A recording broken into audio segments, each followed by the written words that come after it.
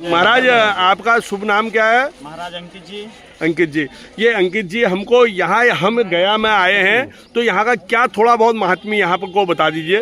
देखिए, यहाँ का महत्व विशेष है। गया जी में गयासुर, जो आप नाम गया बोलते हैं, गयासुर नाम एक राक्षस था, जो वो सात्विक राक्षस था। ये नहीं कि किसी को मारने काटने वाला नहीं, किसी को अच्छा सोचने वाला राक्षस था।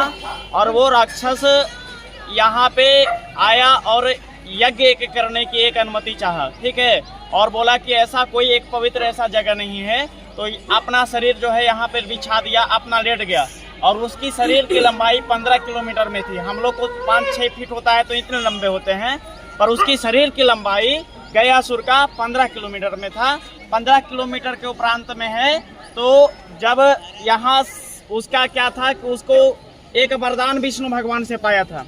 गयासुर जो राक्षस था वो विष्णु भगवान से वरदान पाया था कि जो भी उसे कोई देख लेगा या स्पर्श कर लेगा तो जितनों भी पाप किया है आज तक के दुनिया में वो सारी पाप खत्म हो जाएगा। ऐसा गयासुर विष्णु भगवान से वरदान प्राप्त किया था। विष्णु भगवान से जब प्राप्त कर लिया तो अब कितनों भी राक्षस हो, कितनों को मारा काटा, कोई फर्क नहीं, आपको देख लिया, स्पर्श कर लिया, सारी पाप उसको खत्म हो गया। तो पाप के नगरी जो है ना बहुत बढ़ गया, ठीक है, मरने वाले की संख्या ज्यादा हो गया। किसी को कोई देख नहीं रहा है, अपना ना देख रहा है, पराया कोई नहीं देख रहा है, सबको मार दे रहा है। लास्ट में गयासुर को शरीर देख रहा है, मोक्ष की प्राप्त हो गया। अब स्थिति ये बन रहा है कि मरने वाला की संख्या ज्यादा हो गया। तो देवताओं ने विचार किया अपने में कि यदि ऐसा कुछ दिन और रहा तो सारी दुनिया समाप्त हो जाएगी, इसलिए गयासुर को कोई ऐसी कार्य करे जिससे उसकी शांत शरीर हो। तो गयासुर से देवता लोग भी छल किए। देवता लोग गयासुर से छल किए क्या कि ब्रह्मा जी को भेजे कि ब्रह्मा जी आप जाओ वहाँ गयासुर के ऊपर और उनसे कामना करना कि हमारा एक ऐसा स्थान दो कि आपके शरीर के जैसा कोई पवित्र ही जगह ना मिले, ठीक है, 15 किलोमीटर में आपके शरीर पर यज्ञ करना चाहते हैं। तो ब्रह्मा जी आए गयासुर के शरीर के ऊपर और ब्रह्मा जी बोले कि हे गयासुर, मैं तुम्हारे शरीर पर यज्ञ करना चाहता हूँ, तुम्हारे जैसा शरीर पवित्र ऐसा कोई जगह ही नहीं मिल रहा है। वो राक्षस था, बोला कि हमारा शरीर पर यदि यज्ञ हो जाए इससे सौभाग्य की बात क्या होगा। पर राक्षस गयासुर को पता नहीं था कि हमारा शरीर ही शांत हो जाएगा। जब यज्ञ हो गया, शुरू हो गया यज्ञ, जब उसका शरीर शांत होने लगा यज्ञ के तत्पश्चात, तो शरीर जो है कांपना शुरू हुआ। जब शरीर कांपना शुरू हो गया तो कांपते कांपते सारा एक, जब थोड़ा सा भूकंप आता है तो कितना हम लोग डर जाते हैं, तो उसका पूरा 15 किलोमीटर में जितनी तबाही मच गई। तो भगवान विष्णु भगवान अपना एक दाहिना पैर रखते हैं गयासुर के ऊपर, वही विष्णुपाद अभी तक विराजे हैं। दाहिना पैर रखते हैं तो गयासुर जो है देखकर कहता है कि प्रभु आप क्यों आए हैं, आप कहते तो मैं स्वयं चले आता आपके पास। तो विष्णु भगवान कहते हैं कि गयासुर, जो मैंने पूर्व तुम्हें वरदान दिया उसके इच्छुक और तुम कुछ मांग लो, क्योंकि उससे बहुत लोगों का नुकसान हो रहा है।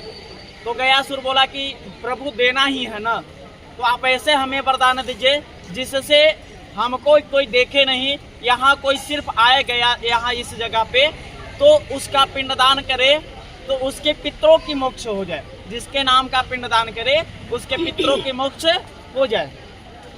दूसरा वरदान मांगा कि प्रभु इस क्षेत्र का नाम मगध पहले क्षेत्र था, गया जी नहीं था, भले बोला जाता है कि मगध क्षेत्र नाम था। बोले कि प्रभु और भी कुछ देना है तो इस क्षेत्र जो है मेरे नाम का करवा दीजिए, ठीक है। तीसरा एक और मांगा कि प्रभु लास्ट और आखिरी मांग रहे हैं, जब तक सूर्य चंद्रमा पृथ्वी जब तक रहेगा, जो आप मेरे ऊपर चरण दिए हैं ना, ये मेरे ऊपर ही होना चाहिए, और जिसका जिसका पितरों का पिंडदान हो जिसके नाम का, वो आपके चरण पे जाए, उसकी आपकी लोक में विष्णु लोक में प्राप्त हो। तो गया जी का मुख्य विशेष ये है। तो उसी दिन से मगध छेड़कर गया जी नाम रखा गया। प्रेम से विष्णु भगवान यही गया विष्णु पद है। विष्णु भगवान ने अपना दाहिना पर गयासुर के ऊपर रखे, वही पद है, और उसी को हम लोग अभी दर्शन करेंगे। इसके बाद जिनको तर्पण करना है तर्पण करेंगे, पिंडदान करना है पिंडदान करेंगे। साचे दरबार हम लोग गया विष्णुपद मंदिर में पहुंच चुके हैं और अपने आप ही आनंद देखते हुए, दिव्य आनंद फूल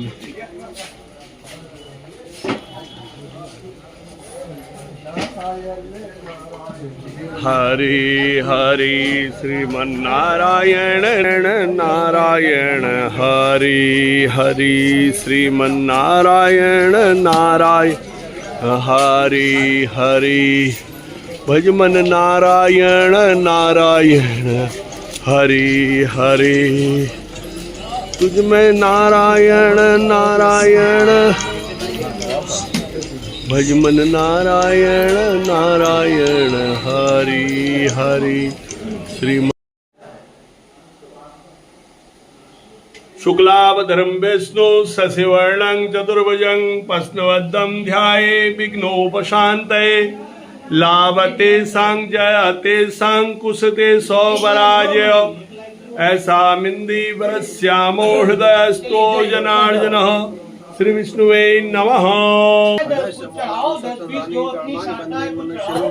बोल साचे दरबार की, बोल गयानाथ गयाधर भगवान के, बोल विष्णु भगवान की, साचे दरबार की। हर हर हर हर जय माता की। जय माता दी।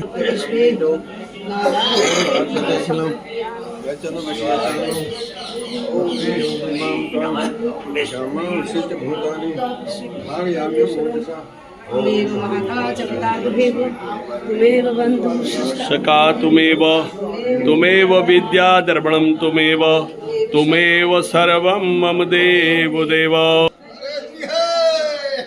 हर हर महादेव शंभो।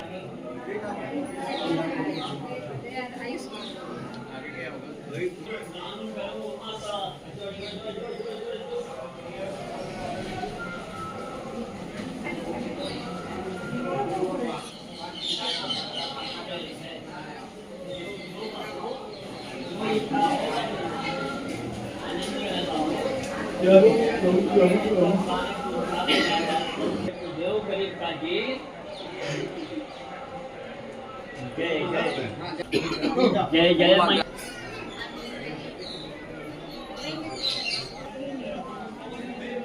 ये भगवान राम प्रभु, ये सीता माता है। ये सीता माता ने राम का पिता दशरथ जी को ये पिंड दान दिया। ये देखो हाथ में ये पिंड है, ये बालू का पिंड है जो राजा दशरथ को सीता माता ने दी थी।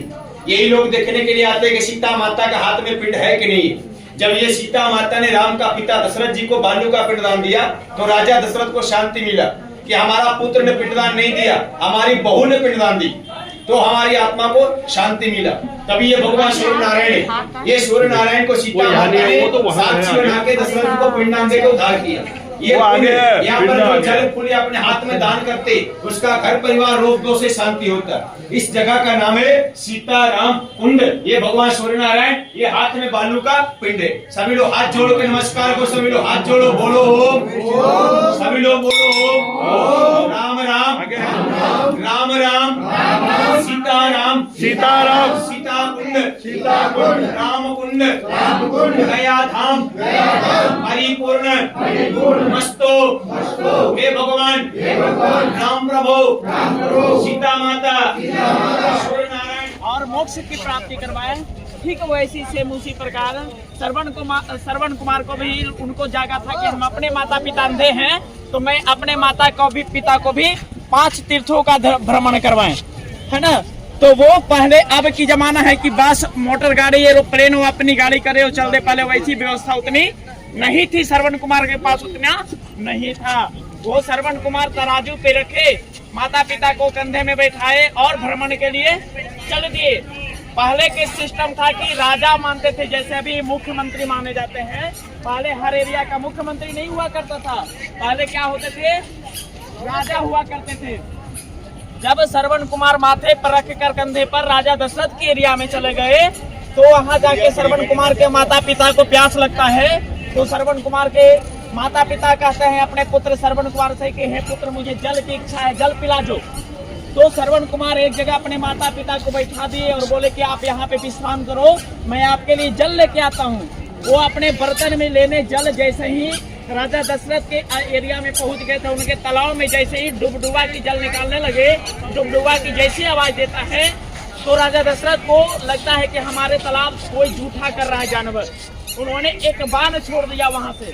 जब बाण छोड़ दिया तो बाण जो है राजा दशरथ को ये श्रवण कुमार को लग जाता है। श्रवण कुमार मूर्छित हो जाते हैं। जब श्रवण कुमार के पास राजा दशरथ आके देखते हैं ये तो कोई जानवर ना हो के श्रवण कुमार हैं, ठीक है। तो उनसे पूछे तो बोले कि हे देवता राजन, आप हमारे माता पिता को ये जल लेकर जाकर पिला दो। हमारे माता पिता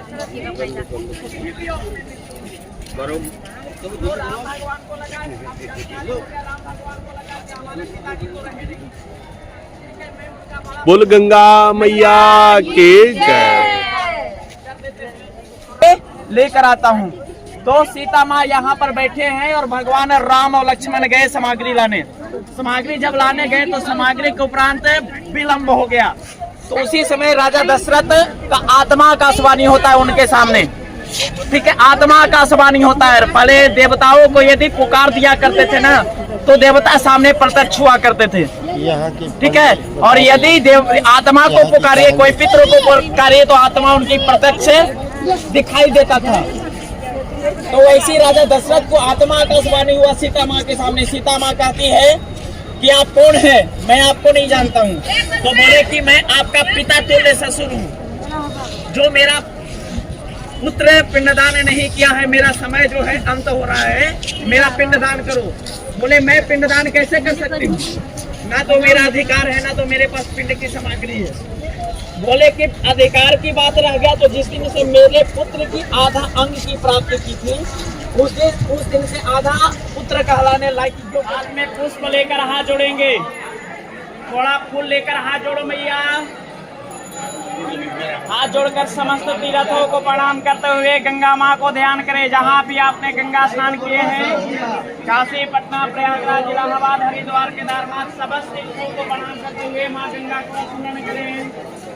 ओम नांदली नरी निशिता मालते च महाभागा विष्णुपादे संभूता गंगाद्री पदगामने भागीरथा भोगवती जाह्नवी तीर्थेश्वरी गंगा यत्र यत्र जलाशय स्नानो ददा नित्यं तत्र तत्र वसाम्यहम्। ओम गंगादिनादि देवताभ्यो नमः। गंगा मावाहयामि स्थापयामि। ये काम चल रहा है अभी फल्गु नदी के तट पर। ये काम हो रहा है। तर्पण वाले तर्पण कर रहे हैं, श्राद्ध वाले श्राद्ध कर रहे हैं, अपने अपने पितरों को याद कर रहे हैं। ये आप देखिए, ये सब महिलाएं भी बैठी है, पुरुष भी बैठे हैं, सब मोक्ष प्राप्ति के लिए। कहा जाता है कि यहाँ पर श्राद्ध और तर्पण करने से पितरों को मोक्ष प्राप्ति होती है। कुछ लोग यहाँ पर भी बैठे हैं हमारी टीम के, जिन्होंने पहले या तो श्राद्ध कर लिया है या उनके घर वालों ने कर दिया है। बाकी दर्शन हर्शन ये लोग कर रहे हैं, हमारी ही टीम के हैं। ये फल्गु नदी के तट पर पितरों की मोक्ष प्राप्ति के लिए यहाँ पर कार्यक्रम चल रहा है। बहुत ही देश भर के तमाम लोग यहाँ पर हैं, ये आप देख पा रहे हैं। इस नदी का नाम है फल्गु। विष्णु भगवान के पद जहाँ पर पड़े थे उसके ठीक पीछे ये कार्यक्रम चल रहा है, नीचे फल्गु के तट पर। हमारे देश के प्रधानमंत्री श्रीमान मोदी जी ने इस फल्गु नदी, वैसे सूखी नदी थी, इसको जल से भर दिया गया है कहीं से वो करके, और ताकि यहाँ का कार्यक्रम का कार्य चल सके। बहुत सुंदर कार्यक्रम चल रहा है, ये आप देख पा रहे हैं चारों तरफ। ये हमारे पंडित जी हैं। ये है फल्गु नदी का विहंगम दूर तक का नज़ारा। आप सूर्य भगवान के भी दर्शन कर सकते हैं। सूर्य भगवान की तरफ को मुंह करके ये सब कार्यक्रम चल रहा है। अपने अपने पितरों की मोक्षी, हमारे पितर भी इसी दिन का इंतज़ार करते हैं कि हमारे परिवार के जन आकर के यहाँ पर हमें याद करेंगे और पिंडदान करेंगे करके। आज इनके सभी के पितृ लोग खुश हो गए हैं, उन्हें मोक्ष प्राप्ति हो रही है। इनका नाम यहाँ के पोथी में लिखा दिया जाता है कि इतनी तारीख को ये लोग आए थे, यहाँ पर दर्ज हो जाता है। आने वाली पीढ़ियाँ भी जो इनकी आएंगी और वहाँ पर इनका नाम पढ़ सकते हैं कि इतने वर्ष पुराने लोग यहाँ पर आए थे सारा कुछ इनका रिकॉर्ड यहाँ पर रहता है। रिकॉर्डिंग होता है पूरे पोथी के साथ। आप उस पोथी को आपके आने वाली पीढ़ियाँ, जैसे मैं पिछली बार आया था तो मेरे पूर्वज यहाँ पर 110 साल पुराने पहले दरबार की जय। हम लोग अभी प्रेतशिला की ओर अग्रसर हैं और बड़ा ही सुंदर आनंददायक हम लोगों ने आज गया में जो है फल्गु गंगा के किनारे श्राद्ध तर्पण किया। उसके बाद विष्णुपाद, प्रेतशिला के बाद फिर सीताकुंड के बाद हम लोग फिर अक्षय वट में आज स्नान करके जो है प्रभु की कृपा से अपने परम लोक आनंददायक दिव्य वातावरण के साथ हम लोग और ऐसा आनंद लेते हुए और पितरों का मोक्ष करते हुए उनको देव तत्व की प्राप्ति हो, ऐसा आनंद की कामना करके और यश की कीर्ति की प्रयोग करके हम लोग अभी अक्षय वट और प्रेतशिला की ओर अग्रसर है। प्रणाम। ये महाराज ये कौन सी जगह है? ये प्रेतशिला पहाड़ हुआ जी। और यहाँ की क्या मान्यता है? यहाँ का मान्यता यह है महाराज जी कि यहाँ जो भी मतलब किसी भी रूप से मर जाते हैं वो प्रेत जोनी में चले जाते हैं जी। और प्रेत जोनी में जो चले जाते हैं वो भटकते रहते हैं जी। और भटकने के कारण से उसका आत्मा को शांति नहीं मिलता है जी। इसीलिए प्रेतशिला में यहाँ पिंडदान देने से यहाँ जो प्रेत जोनी से भटकते हैं वो विष्णु लोक में, उत्तम लोक में, स्वर्ग लोक में वो बैठ जाते हैं जी। तो यहाँ उनको यहाँ पिंडदान करना पड़ता है उनका? हाँ, यहाँ पिंडदान करने पड़ता है। और न तो घर से अगर आपने ब्रह्मकुंड में पिंडदान किए, बैठो ब्रह्मकुंड में पिंडदान करके और पिंड को आपको इच्छा है तो पहाड़ पर जा सकते हैं, न तो फिर पिंड को यहाँ विसर्जन कर सकते हैं। यहाँ कर सकते हैं। आपका शुभ नाम क्या है? मुन्नूगिरी। अच्छा। और सबके पितरों के मोक्ष के लिए सबसे कामना कर देना। जय माता की। रामशिला में, नागबलि तीर्थ में पिंडदान, जलदान देने जा रहा है। साक्षी लेके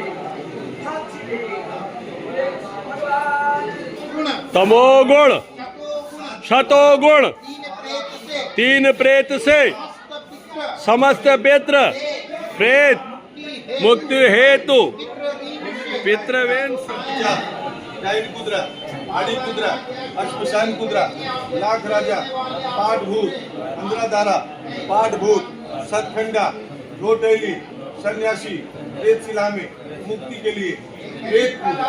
अब उसके नाम से पितरों का नाम से प्रेतों का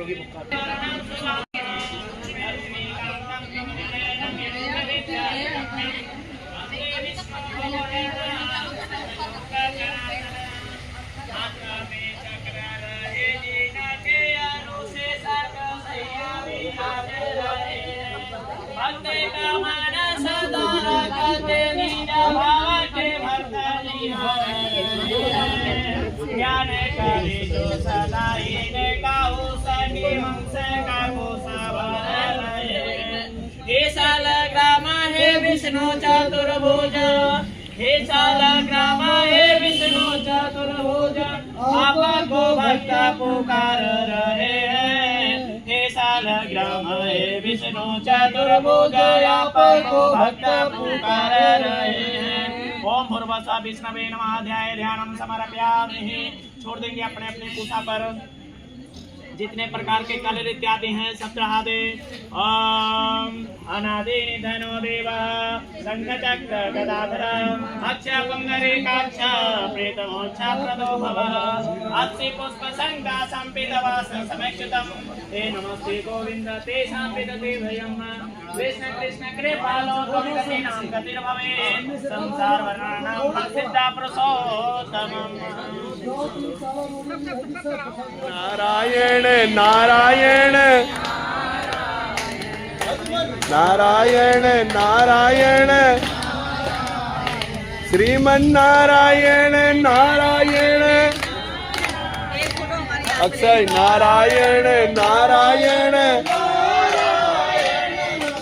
नारायण नारायण श्रीमन्नारायण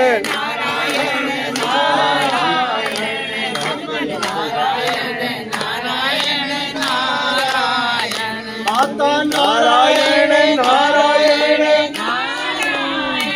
पिता नारायण नारायण नारायण पिता नारायण नारायण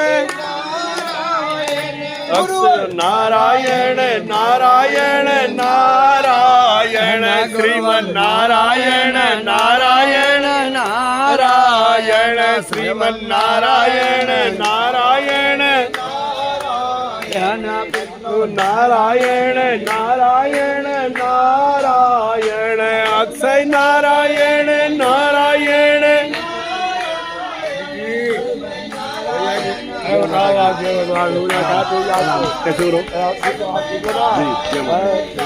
और महाराज ये अक्षय वट कितना प्राचीन होगा?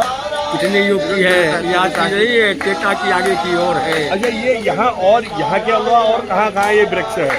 एक इलाहाबाद में है, प्रयाग में, एक जगन्नाथपुरी में है, एक श्रीलंका में है, एक गया में है, एक वहाँ है, वहाँ एक और है भैया। अच्छा, और यहाँ की क्या मान्यता है? क्या यहाँ का फल मिलता है? यहाँ फल मिलती है, लोग कामना करते हैं, बाल बच्चे के लिए, नौकरी चाकरी के लिए, लोग पिता माता के मुक्ति के लिए लोग। जी, ये आपका शुभ नाम क्या हुआ? मेरा नाम कृष्णा बाबू हुआ। कृष्णा बाबू। ये कृष्णा बाबू हमारे अक्षय वट के यहाँ सभी की मनोकामनाएं पूर्ण कराने वाले हैं और बड़ा दिव्य मनोकामनाएं हैं अक्षय वट।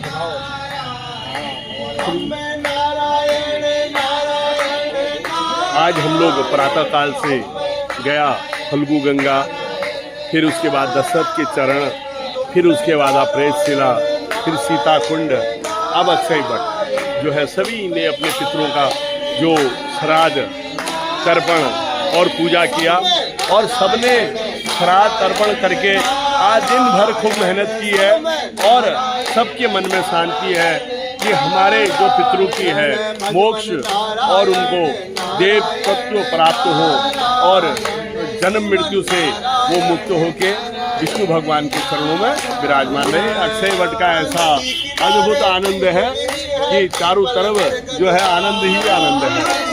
और जय हो छम छम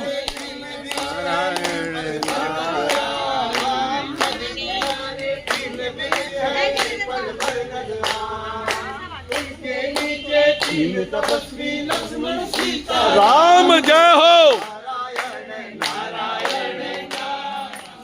चलो बढ़िया, आनंद हो गया, बढ़िया दिव्य। बाबू क्या लाए? खीर। बाबू खीर लीजिएगा। क्या चाहिए बाबू? भैया क्या चाहिए? रोटी ठीक हो रहा है? जा इधर